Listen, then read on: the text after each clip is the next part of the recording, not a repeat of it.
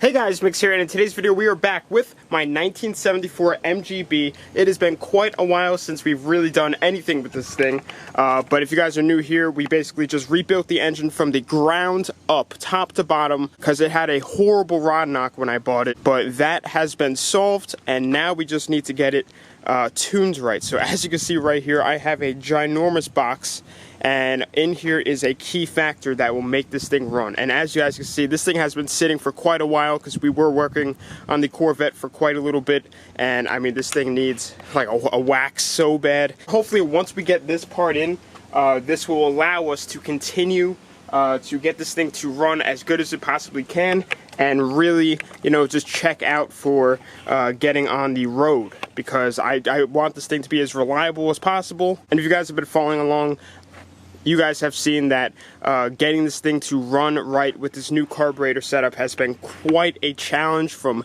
just trying to jet it to just getting it to idle with just the choke adjustments and everything like that. It's been extremely meticulous with working on this carb, but I heard that once you get these dialed, they run really good. But if you guys remember way in the beginning, the gas tank on this thing leaked, and what I did was I welded it, which worked for a little bit, but up until a little while ago, I found that it was still leaking. So I was like, you know what, this gas tank really is just shot, and the fuel coming out of it is not very clean. So I went ahead, got a brand new gas tank for it that we're going to be installing today, and that should, I think, make it run better, because the fuel that came out of that was not the cleanest. You can see all that sediment on the bottom of that fuel filter, so definitely could have been a key factor of why it wasn't running smoothly at all.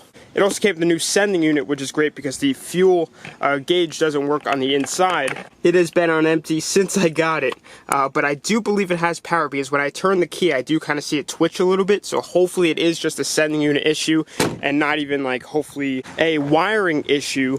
But if you come down to the gas tank that is in it now, it is not in good shape. You can see up there the fuel sending unit. It looks absolutely atrocious on there. It is so corroded. I don't even think that these wires really even have good connections. But it shouldn't be too hard to replace. The nuts actually don't look in too bad of condition, as you can see. And then we do need to remove the fuel line. I don't think that there's any gas in it anyway, so that is definitely a plus. We won't have like a full tank sloshing around all over us. But you can see just how long this thing has been sitting. There's spider webs everywhere. And we put way too much work in this thing just to let it sit. So this is a key factor that we're gonna get in there. I'm not sure if we're gonna be able to start it today, just because this is a vented gas tank that I got. And if we open up the trunk on this, we are gonna have to take out all of this, and yes, it does have subwoofers. I don't know why, but usually there is supposed to be like a little vent, like a little vapor canister that sits right over here, and that the vent on the gas tank, the one right there, a line would go to it, and then it would go through the canister, and then like the exit would go somewhere else. This, I don't believe, has it like anywhere. But once we get all this carpet and junk out of the way, we're really gonna see what's going on. Because if this thing didn't even have a vented gas tank now, it could possibly be a reason why it would run kind of worse over time, just because maybe it didn't get that good airflow in the fuel tank, and it was kind of just choking on itself. So with that being said, that's enough chit chat. Let's go ahead and get all of this stuff out of here, so we can have good access to the top, to the bottom of the trunk, and we can see what is going on.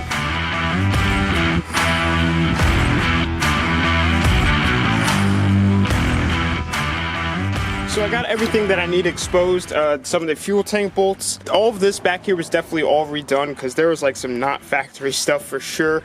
But one thing I actually didn't even know, because I've never actually gone through this trunk, is look at this full-size spare. This is the cleanest wheel I've ever seen for something this age. I mean, it looks practically brand new. Even all the splines on the inside, it doesn't even look like this has ever been used. So that's definitely pretty cool, but there was just a whole bunch of carpet, whole bunch of just leather stuff, and actually a jack in there, which I didn't know was in there either, so that's pretty cool.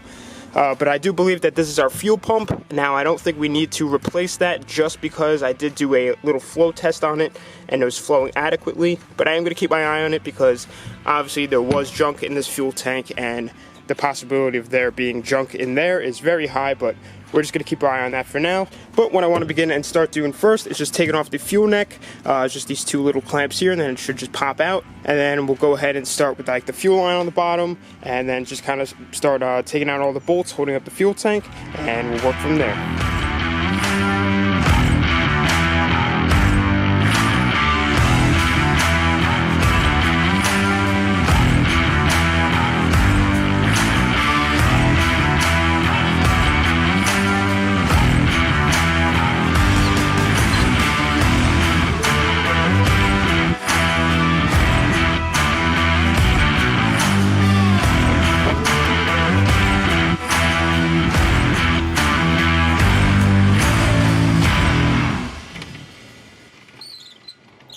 As you guys can see, the gas tank is out. That was really easy, but this did have a vent, and as you can see, it's like blocked off with electrical tape. So that, I don't know how I feel about that really, but I can already tell that the inside of this tank is absolutely atrocious. I'm gonna try my best to get you guys inside of there. Oh yeah. It is not healthy in there whatsoever. One thing I want to do before putting in the new gas tank is, as you can see, I took off the fuel line to the carburetor, and I have a water bottle here, and I just ran a hose line over to the rear here, and I just want to blow out the fuel line and see what comes out. I'm not going to go crazy with the PSI because I don't want to like blow out anything, but that is why I took the fuel line off the carb, because I don't want to blow out any gaskets in the carb and stuff like that. But as you guys saw, it was a brand new clean water bottle. So now let's see what comes out when we put some air through it.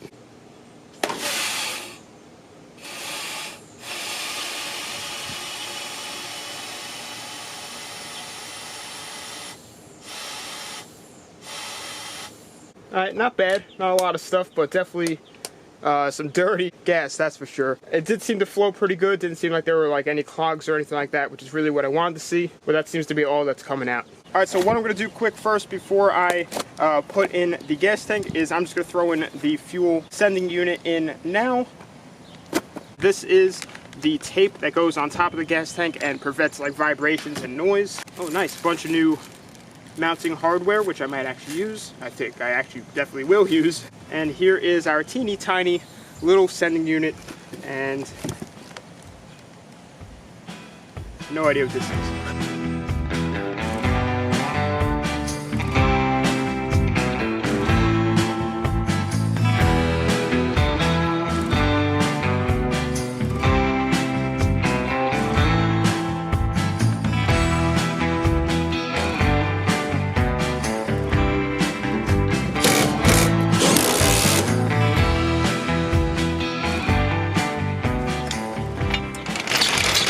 Alright guys, so I got the gas tank all mounted up, fuel neck connected, sending unit plugged in, and fuel line connected, along with the drain plug all tightened up, and this thing is solid and fit perfect. Figured out that that little foam piece was for the floor to gas tank gasket, so that is thrown in down there, as you can see, and our little vent is right under here, went right through the floor perfectly. Might be hard to see, but right there.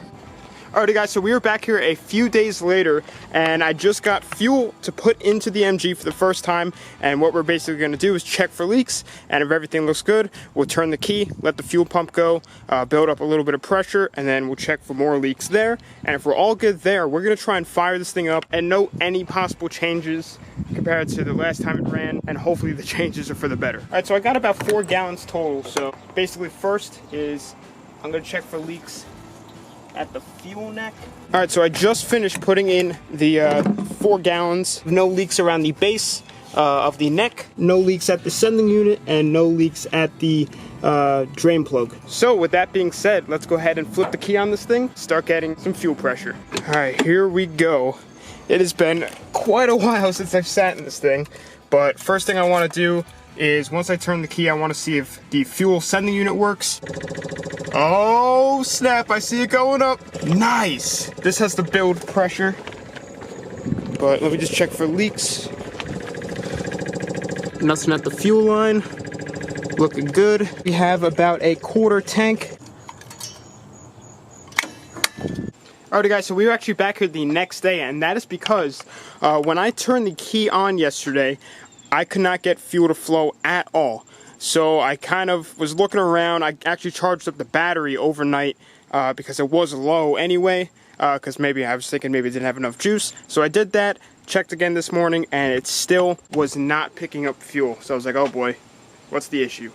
But then I remembered, you know, we did blow air through the system, and then I did reconnect the fuel line to the carburetor prior to turning the key for the first time, so I'm thinking maybe that there was an air pocket. So what I did is I pulled it off. I tried it, it didn't work, but I'm like, okay, maybe it needs a vacuum. So I got this little pump here, put it into the fuel line, pumped it up, turned the key, and then we got really good fuel flow, but as you can see, it is dirty. So what we're gonna do now is turn the key a little bit more, basically just flow it until we get good clean fuel coming out, and then we should be able to disconnect this and hook it up to the carb and still maintain that vacuum. So let's go ahead and give it a shot. If I open it up, there we go.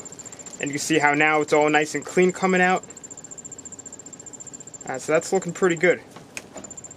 So now with the key off, I'm just gonna relieve the pressure so this thing doesn't shoot fuel out. Gonna clamp it off.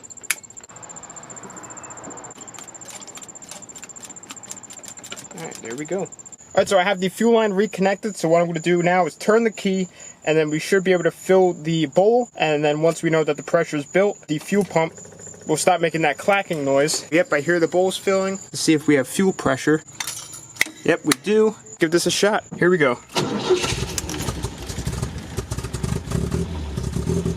That was really quick.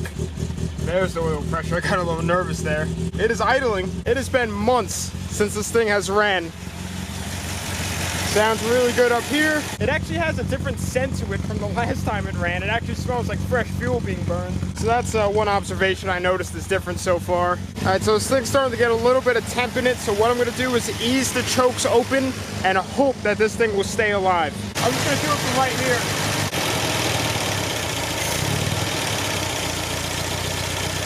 I think the idle just has to be raised, but this thing is still sitting here and idling really good.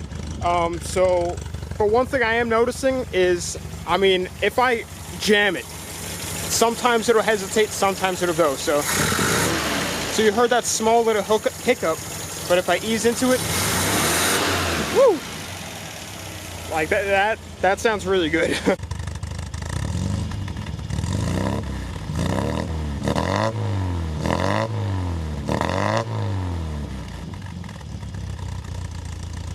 Alright, so I've just been sitting here letting this thing run and run and run, and I think that the problem that we have been facing for months, if not a year now, was just the cause of dirty, bad gas going into this thing, which is crazy to say. I can hit the gas from the inside now.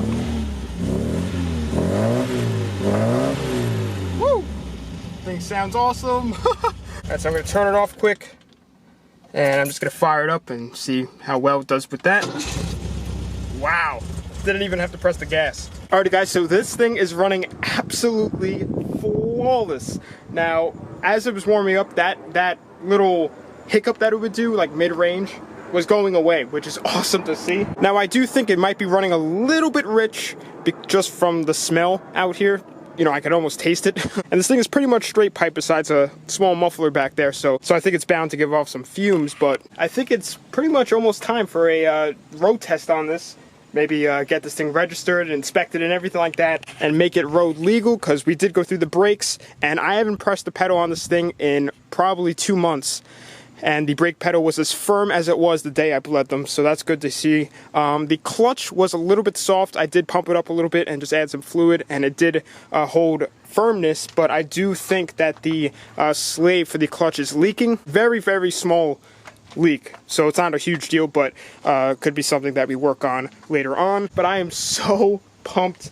No leaks at the gas tank. It is kind of crazy that we worked that long trying to tune this carburetor with jetting and everything, and nothing helped. I probably should have known that that gas tank was not sending clean fuel in there, but we live and learn, and now that we finally put one in, our problems seem to be solved. But anyway guys, with that being said, I'm going to be ending off this video here. Sorry for the lack in uploads lately. I've just been super crazy busy with work, but now that we got this thing up and running, We should hopefully have some content coming this soon. One thing I do really want to do is try and revive this paint, because you see it kind of got a little bit dull in some areas, especially back here.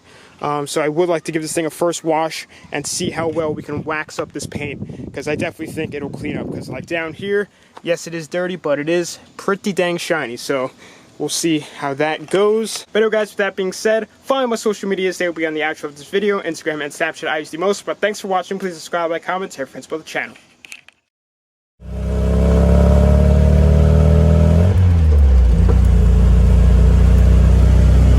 Feels pretty good.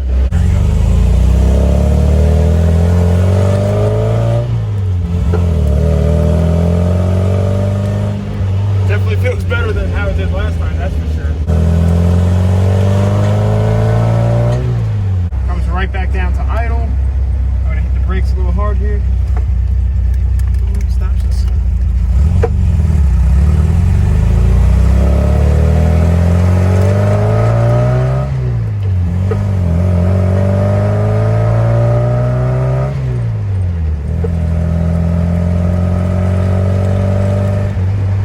It's making almost 75 pounds of oil pressure under load, which is great.